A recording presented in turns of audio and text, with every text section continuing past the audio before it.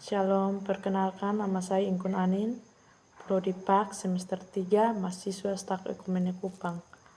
Pada kesempatan ini saya akan menjelaskan jenis komunikasi dalam proses pembelajaran atau organisasi.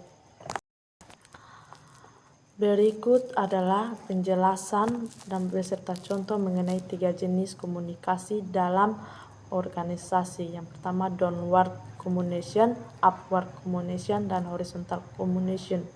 Yang pertama downward communication atau komunikasi dari atas ke bawah adalah proses komunikasi yang terjadi ketika informasi, instruksi, atau arahan yang disampaikan dari tingkat manajemen yang lebih tinggi ke tingkat yang lebih rendah dalam organisasi. Contoh, seorang direktur menyampaikan kebijakan baru kepada para manajer di bawahnya untuk diteruskan kepada karyawan.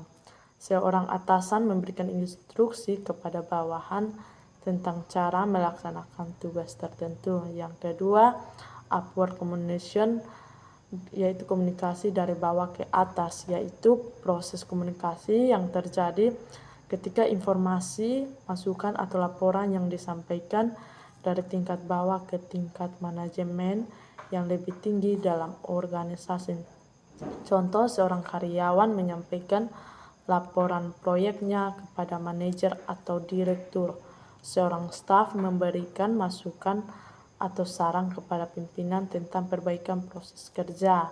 Yang ketiga, horizontal communication atau komunikasi horizontal. Horizontal communication adalah proses komunikasi yang terjadi antar individu atau unit yang memiliki tingkat hierarki yang sama dalam organisasi. Contoh, 2 departemen yang berbeda dalam perusahaan yang berkomunikasi untuk berkoordinasi dalam menyelesaikan proyek bersama. Karyawan dari divisi penjualan berbicara dengan karyawan dari divisi produksi untuk memastikan persediaan yang memadai untuk produk yang akan dijual.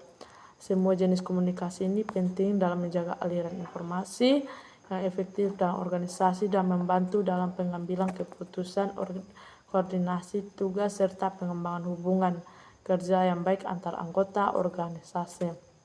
Downward communication adalah jenis komunikasi juga dalam organisasi yang mengacu pada aliran informasi, instruksi, atau pesan dari tingkat manajemen atau otoritas yang lebih tinggi ke otoritas yang lebih rendah dalam hierarki organisasi.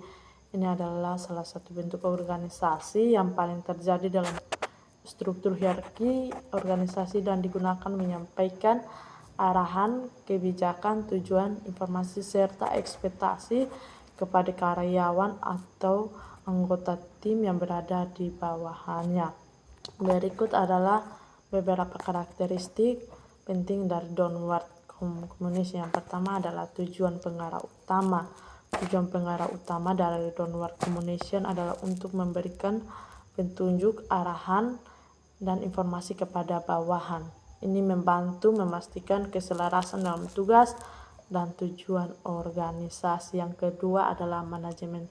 Downward communication merupakan alat penting bagi manajemen untuk mengendalikan dan mengarahkan aktivitas organisasi. Manajemen menggunakan komunikasi ini untuk memastikan bahwa tugas dilaksanakan sesuai dengan visi, misi, tujuan dari perusahaan.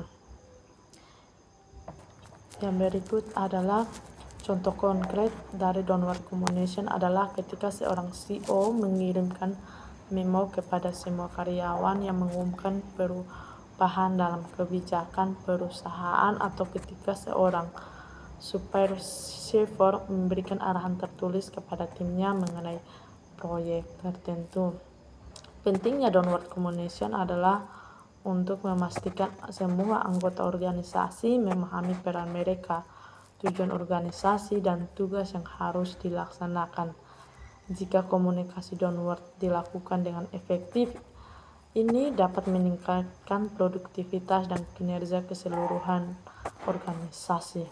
Apalagi komunikasi dalam organisasi yang mengacu kepada aliran informasi, masukan atau laporan yang mengalir dari tingkat bawah ke hierarki organisasi ke tingkat manajemen atau otoritas yang lebih tinggi.